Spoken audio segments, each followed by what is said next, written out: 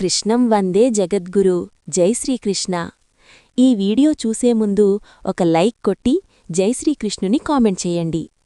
జ్యోతిష్యశాస్త్ర ప్రకారం కొన్ని నక్షత్రాలలో జన్మించిన వారికి సహజంగానే ఆర్థిక విజయాలు, కుబేర భాగ్యం కలుగుతుందని నమ్మకముంది.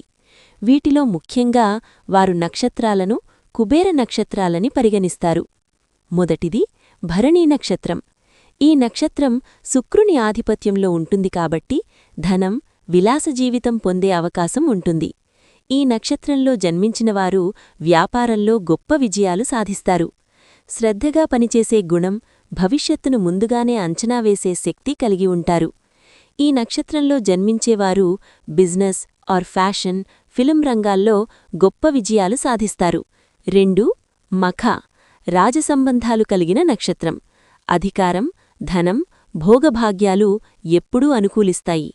కర్మఫలాన్ని త్వరగా పొంది భాగ్యశాలి నక్షత్రం. ఉత్తర ఫాల్గుని.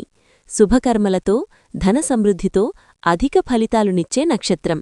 సంపదలు నిలబెట్టుకునే తెలివితేటలు ఉంటాయి. సహజంగానే నాయకత్వ లక్షణాలు ఉంటాయి. స్వాతి. స్వతంత్ర ఆలోచనలు, బిజినెస్ మైండ్ కలిగిన వ్యక్తులు పుట్టే నక్షత్రం. ధనసంపద, ప్రపంచస్థాయిగా గుర్తింపు పొందే అవకాశం, వ్యాపారంలో, ఆర్థిక వ్యవహారాల్లో తెలివిగా వ్యవహరించే నక్షత్రం. అనురాధ. సంపద, రాజయోగం, కీర్తి కలిగించే నక్షత్రం. మిత్రమా వ్యాపార నైపుణ్యం ఎక్కువ, లక్ష్మీ నక్షత్రంగా పేరుగాంచినది. శ్రవణం. విద్య, సంపద, కీర్తి గౌరవించే నక్షత్రం. ధనకారకుడు అయిన శ్రీమహావిష్ణువు ఆశీస్సులు పొందే అవకాశం.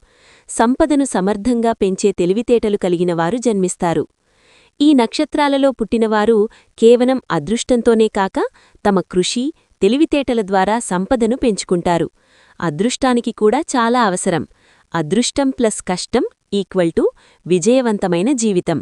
కష్టపడే తత్వం, తెలివిగా ఆలోచించగలిగే చాకత్యం, సరైన సమయంలో నిర్ణయాలు తీసుకోగలిగే తత్వం ఉంటే ఏ నక్షత్రంలో పుట్టినవారైనా ధనవంతులు కాగలరు.